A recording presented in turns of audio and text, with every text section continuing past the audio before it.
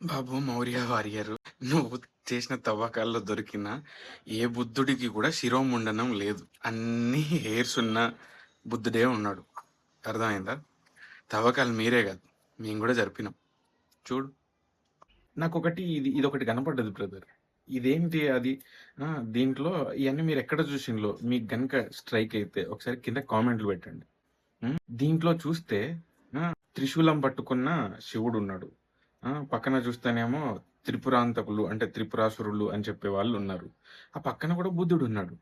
అంటే మన శాస్త్రాల ప్రకారం త్రిపురాంతక ఘట్టం అనేది ఒకటి జరుగుతుంది. బ్రహ్మ దగ్గర తారకాసురుని కొడుకులు ఒక వరం పొంది వాళ్ళు కూడా యజ్ఞయాగాలు చేసుకుంటూ వాళ్ళని అసలు దేవతలు దేవుళ్ళు వాళ్ళని నివారించడం అనేది కుదరట్లేదు. అప్పుడు వెళ్ళి విష్ణువుని అడిగితే తను బుద్ధుడి రూపం లోపట వచ్చి వాళ్ళకు ఒరే అసలు ఈ యజ్ఞాలు యాగాలు వీటి లోపల ఏమున్నది, జంతు బలులన్నీ ఏంది, ఇలా చేయడం వల్ల అసలు శాస్త్రాల్లో ఎక్కడన్నా ఉన్నదా, ఇవన్నీ తప్పు కదా అని చెప్పేసి ఇట్లాంటివన్నీ వాళ్ళకి బ్రెయిన్ వాష్ చేసి దాని తర్వాత వాళ్ళు ఆ యజ్ఞ యాగాల్ని ఆపేలాగా చేసిన మరుక్షణమే పాశుపతాస్త్రంతో శివుడు కొడతాడు. ఆ బుద్ధుడినే ఇప్పుడు మనం దశావతారం లోపల బుద్ధుడిగా మనం కన్సిడర్ చేస్తాం.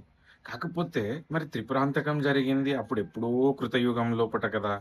మరి ఇప్పుడు ఎందుకు చెప్తున్నావు అంటే ఆ త్రిపురాసురులే మళ్ళీ భూమి మీదకి కలియుగం తర్వాత వచ్చారు అని చెప్పేసి ఈ శ్లోకం చెప్తుంది. దీని అర్థం ఏంది అంటే కలియుగం ప్రారంభం అవ్వగానే ఈ త్రిపురాసురులు ఎవరైతే ఉన్నారో వాళ్ళు భూమి మీద జన్మిస్తారు మనుషుల్లాగా. మరి ఇప్పుడు ఇదే కాలం అని చెప్తే సహస్రకే గతే అంటే కలియుగం స్టార్ట్ అయిన తర్వాత 1000 సంవత్సరాల తర్వాత అవుతుంది అని. మన కాలమానం ప్రకారం అరౌండ్ 3102 ఆ టైం నుంచి అంటే బీసీఈ 3102 దగ్గరలో కలియుగం స్టార్ట్ అయిందని. దానికి 1000 తీసేస్తే బీసీఈ 2000 ఆ టైంలో వాళ్ళు పుడతారు అని అర్థం. బట్ వాళ్ళు పుట్టిన వాళ్ళు ఎలా ఉంటారు అన్నది ఏంటంటే బ్రహ్మాండ పురాణం లోపల రాసి ఉన్నది. జినా అందులో ముగ్గురులో ఒకరు జినా అనే పేరుతో పుడతారు అని ఉంటుంది. ఆ జినుడికి ఈయన ఒక బాలుడి రూపం లోపల దొరుకుతాడు. ఆ బాలుడినే కొడుకుగా స్వీకరిస్తాడు. అట్లా ఈయన జిన కుమారుడు అయింది. ఆయనే అని ఎట్లా చెప్తావు అంటే ఇంకొక శ్లోకం ఉంది.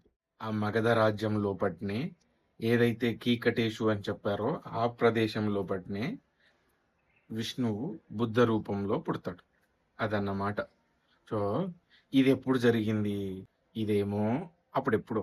మరి బుద్ధుడి కాలం ఎప్పుడు? 563 బీసీ కదా. మరి దానికి దీనికి ఏమైనా సంబంధం ఉందా? ఆయన పేరు గౌతముడు సిద్ధార్థుడు.